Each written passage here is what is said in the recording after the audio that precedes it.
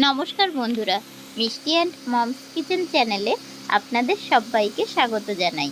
আজকে আমি আপনাদের সাথে যে ভিডিওটা শেয়ার করতে চলেছি, প্রীতমদার এটা আমাকে বানাতে বলেছিল। এটা একটা রিকোয়েস্টেড ভিডিও। তো সুজির হালুয়া, এটা বানানোর জন্য যে উপকরণগুলো লাগবে চলুন দেখে নেওয়া যাক। নিয়ে নিয়েছি সুজি, দুটো তেজপাতা। এছাড়া যে উপকরণগুলো লাগবে সেগুলোও আপনাদের সাথে দেখিয়ে দিচ্ছি বা শেয়ার করে দিচ্ছি। এখানে দেখুন আছে কিশমিশ, আখরোট, এটাকে কিন্তু একটু পিস করে নেওয়া আছে, কাজু বাদাম, এখানে এলাচটা ডাস্ট করা আছে, এলাচটাকে বেটে নেওয়া আছে।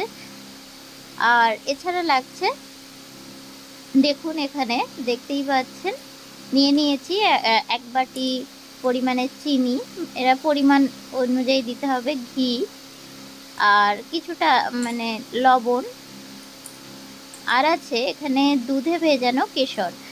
এটাকে দুধের মধ্যে, উষ্ণ দুধের মধ্যে কেশরটাকে ভিজিয়ে এটাকে আমি মিক্সড করে রেখে দিয়েছি। আর এছাড়া আমার আরেকটা উপকরণ লাগবে, সেটা হচ্ছে পেস্তা। তো দেখুন পেস্তাটাকেও এভাবে আমি নিয়ে নিয়েছি। এবারে আমি রান্নার মূল প্রসেসিংয়ে চলে যাব। তো গ্যাসে চলে এসেছি আর কড়াই বসানো আছে, কড়াইটাও কিন্তু সুন্দর গরম হয়ে গিয়েছে। এবারে আমি একটু অল্প পরিমাণে ঘি দিয়ে দিচ্ছি। প্রথমে ঘি দিয়ে মানে কড়াটা দেখুন গরম হয়ে গিয়েছে, একটু গায়ে লাগিয়ে নিলাম। আর এবারেই আমি এর মধ্যে অ্যাড করে দেব পেস্তা। তো পেস্তাটা, যেটা আমি পেস্তা বাদাম যেটা ওটাকে মানে পিস করে রাখা ছিল, সেটাকে আমি কিছুটা দিয়ে দিলাম। আর এটাকে হালকা হাতে ফ্রাই করে নিচ্ছি। তবে সবসময় খেয়াল রাখতে হবে এই পর্যায়ে গ্যাসটা কিন্তু লো ফ্লেমে রাখতে হবে, নাহলে পুড়ে যেতে পারে। একটু নাড়াচাড়া করেই এবার দিয়ে দিচ্ছি কাজু বাদাম। কাজু বাদামটা দিয়েও একটু হালকা আমি ফ্রাই করে নেব। আর তারপরে আমি দিয়ে দিচ্ছি, একটু ফ্রাই করে নেওয়ার পরেই আমি এবারে অ্যাড করে দেব কিশমিশটা। কিশমিশ দিয়েও একটু ফ্রাই করে নিতে হবে, তবে লো ফ্লেমে এটাকেও আমি একটু ফ্রাই করে নেব। তো সমস্ত কিছু ফ্রাই করে নেওয়া হয়ে গিয়েছে কয়েক মিনিট ধরে লো ফ্লেমে। তো এবারে একটা প্লেটে এগুলোকে আমি তুলে নিচ্ছি। সমস্ত কাজু বাদামগুলোকে আমি একটা প্লেটে তুলে নিলাম, মানে কাজু বাদাম, আখরোট আর যে কিশমিশ ভাজা ছিল। আমি আরও একটু ঘি অ্যাড করে দিলাম, আর দিয়ে দিলাম দুটো তেজপাতা। গ্যাসের ফ্লেমটাকে জাস্ট একটু বাড়িয়ে দেওয়া হয়েছে। এবার তেজপাতাটাকে হালকা একটু ফ্রাই করে নিতে হবে। আর ঘিয়ের মধ্যে তেজপাতাটা দেওয়ার সাথে সাথে কিন্তু খুব সুন্দর একটা স্মেল বেরোয়। আর এবারে একটা ছোটো বাটির এক বাটি পরিমাণে যে সুজি নিয়ে নিয়েছিলাম, সেটাকেও ঘিয়ের মধ্যে অ্যাড করে দিলাম। সুজিটা দিয়ে খুব ভালো করে মিডিয়াম টু লো ফ্লেমে বেশ কিছুক্ষণ সময় ধরে, মিনিট 2 বা 3 সময় ধরে এটাকে নেড়ে নেড়ে ভাজতে হবে। এটাকে নাড়তে হবে যাতে তলায় লেগে না যায়। আর সুন্দর করে এটা ভাজলে কাঁচা গন্ধটাও চলে যাবে, আর সুজির হালুয়ার টেস্টটা কিন্তু আরও অনেক বেশি সুন্দর হবে।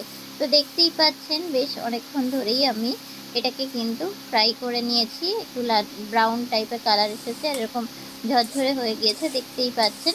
তো এবারে এর মধ্যে আমি অ্যাড করে দেব পরিমাণ মতন জল। খুব বেশি পরিমাণে জল দেওয়ার প্রয়োজন নেই, মোটামুটি অল্প পরিমাণে যেটুকু প্রয়োজন সেটুকু জল অ্যাড করে দেবেন। আর তেজপাতাগুলোকে আমি এখান থেকে বাদ দিয়ে দিচ্ছি, যেহেতু তেজপাতার যে ফ্লেভারটা সেটা কিন্তু এর মধ্যে চলে এসেছে। এখন তেজপাতাটা তুলে ফেলে দিলেও কোনো প্রবলেম নেই। আর এটা মানে খেতে, মানে খাওয়ার সময় মুখে পড়লে একটু প্রবলেম হয়। তো তার জন্য এই পর্যায়ে যদি এটা বাদ দিয়ে দেওয়া হয় তাহলে খুব ভালোই হবে। তো এবারে দিয়ে দিচ্ছি অল্প পরিমাণে লবণ, সামান্য একটু লবণ দিয়ে দিলাম। আর দেখুন জলটাও কিন্তু এই পর্যায়ে একদম শুকিয়ে এসেছে। তো এই পর্যায়ে আমি চিনি দিয়ে দিলাম। আপনারা চাইলে একটু কম পরিমাণেও চিনি অ্যাড করতে পারেন। তো এটা একটু মিষ্টি মিষ্টি হলে ভালোই লাগবে, সেই জন্য পরিমাণ মতন চিনিও দিয়ে দেওয়া হলো। এবারে দিয়ে দিচ্ছি দুধে ভেজানো কেশর। এটা দিলে সুজির হালুয়ার কালার এবং টেস্ট দুটোই কিন্তু অসাধারণ হয়। এইভাবে আপনারা অবশ্যই একবার বাড়িতে ট্রাই করে দেখবেন। তো এটাকে কিছুক্ষণ ধরে আমি নেড়ে নিয়েছি।